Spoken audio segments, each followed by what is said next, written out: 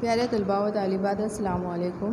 इससे पहले के पीरियड में हमने एसएस में नया सबक शुरू किया था, भारत के समाजी मसाइल, जिसमें हमने फ़िरका वारियत, ज़ात पात का नज़रिया, अक़लियतें, इनके बारे में मालूमात हासिल की थी। उसके बाद हम देखेंगे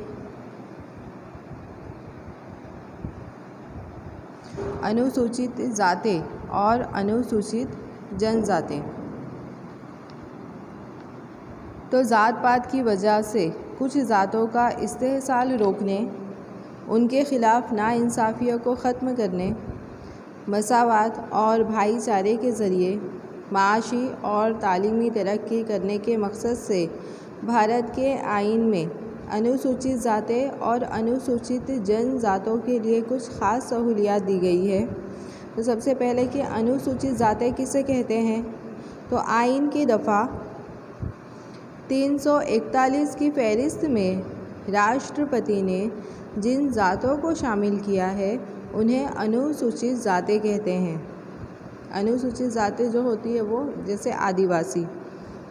उसके बाद है अनुसूचित जनजातें किसे कहेंगे, तो आईन की दफ़ा 342 की फ़हरिस्त में राष्ट्रपति ने जिन ज़ातों को शामिल किया है उन्हें अनुसूचित जनजातें कहते हैं।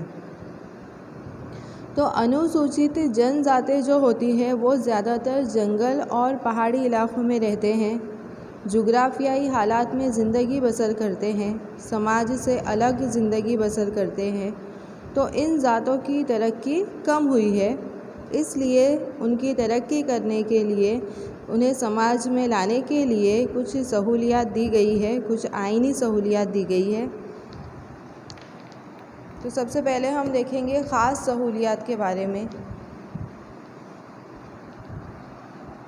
तो आईन की दफ़ा 15 के मुताबिक ये जो पसमानदा ज़ातें हैं वो किसी भी आम मकामात का इस्तेमाल कर सकती है, जैसे कि दुकानें हैं, आम रेस्टोरेंट है, होटल, आम तफरीही मकामात है, घूमने फिरने के मकामात है, कुएं, तालाब, नहाने के घाट, रास्ते, यानी जितने भी आम मकामात हैं वो उनका इस्तेमाल कर सकते हैं, उन्हें कोई रोक नहीं सकता है।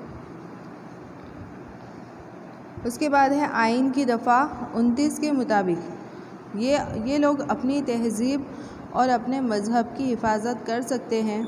मज़हब, ज़ात, ज़बान, किसी भी भेदभाव के बग़ैर तालीमी अदारे में दाखिला ले सकते हैं, इन्हें दाखिला लेने से रोका नहीं जा सकता। तो ये हमने आम सहूलियात देखी। उसके बाद हम देखेंगे कि इन्हें क्या ख़ास सहूलियात दी गई है। तो सियासी पॉलिसी के रहनुमाई उसूलों की दफ़ा 46 के तहत हर एक रियासत अनुसूचित ज़ात और अनुसूचित जनजातों के तालीमी और माशी फ़वाइद बरक़रार रखने के लिए कोशिश करेगी, समाज में उनकी तरक्की करने की कोशिश करेगी, समाजी नाइंसाफ़ी और किसी भी किस्म के इस्तेहसाल के ख़िलाफ़ उनकी हिफाजत करेगी। ये हर एक रियासत की ज़िम्मेदारी है। उसके बाद है दफ़ा 16(4) के मुताबिक अगर रियासती हुकूमत को महसूस हो तो वो उनके लिए नशिस्तें यानी उनके लिए अलग से सीटें रख सकती है। कुछ तबकात में उन्हें नौकरी देने के लिए उनके लिए कुछ अलग से सीटें रख सकती है। उसके बाद है दफ़ा 330, 332 और 333 के मुताबिक अनुसूचित ज़ात और अनुसूचित जनजातों के लोगों के लिए रियासत की विधानसभा और मरकज़ की लोकसभा में कुछ नशिस्तें महफूज रखी गई है, यानी कुछ सीटें महफूज रखी जाती हैं इनके लिए। इसके अलावा राज्यसभा में कोई भी सीट महफूज नहीं रखी जाती है इनके लिए। इसके अलावा ग्राम पंचायत, म्यूनसिपाल्टी में भी, तालुका पंचायत, नगर पालिका और महानगर पालिका में भी अनुसूचित ज़ात और अनुसूचित जनजातों के लिए कुछ नशिस्तें यानी कुछ सीटें महफूज रखी जाती है। इसके अलावा तालीमी मैदान में इन ज़ातों को आगे लाने के लिए सरकार इन्हें कई तरह की सहूलियात देती है, जैसे रहने के लिए हॉस्टल की सहूलत देती है, स्कॉलरशिप की सहूलत देती है, इसके अलावा तालीम को फ़रोग़ देने के लिए आश्रम स्कूलें शुरू करती है सरकार इनके लिए। इसके अलावा सरकारी नौकरियों में इन ज़ातों के उम्मीदवारों के लिए उम्र, फ़ीस और काबिलियत के मेयार में भी रियायतें दी जाती है, सहूलतें दी जाती है।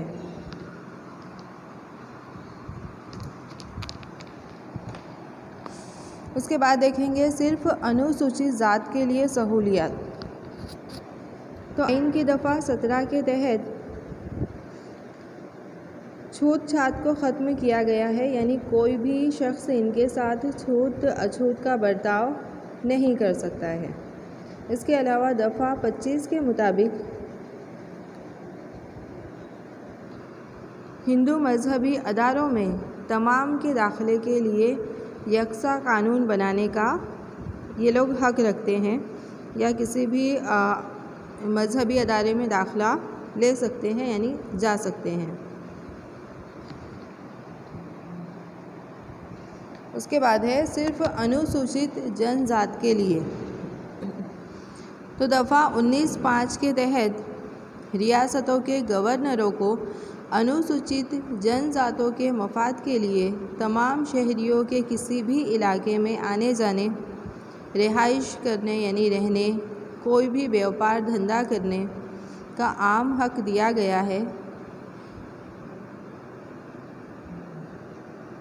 इसके अलावा अनुसूचित जनजातों के इलाक़ों में ज़मीन की ख़रीदो फ़रोख्त, रुपयों की लेन देन, किसी दूसरे तरीक़ों से अनुसूचित जनजातों के इस्तेहसाल को रोकने और उससे उनकी हिफाजत करने के लिए भी ख़ास क़वानीन बनाए गए हैं।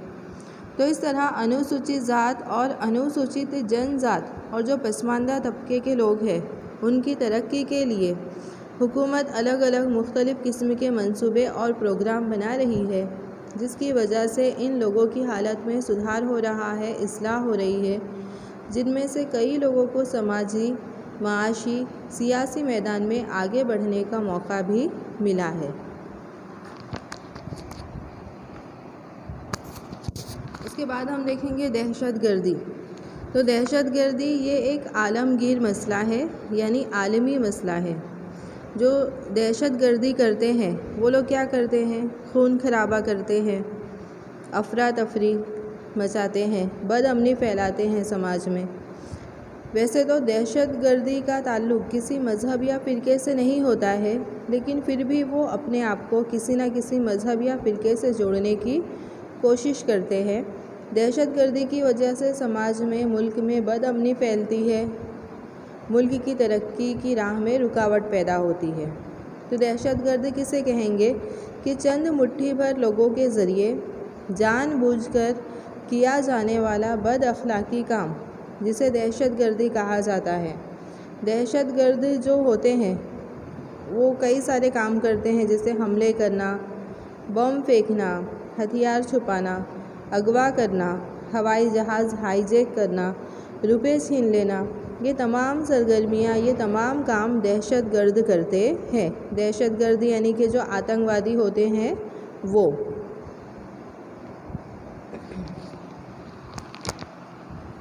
तो इसके आगे के जो पॉइंट है वो हम अगले पीरियड में पढ़ेंगे।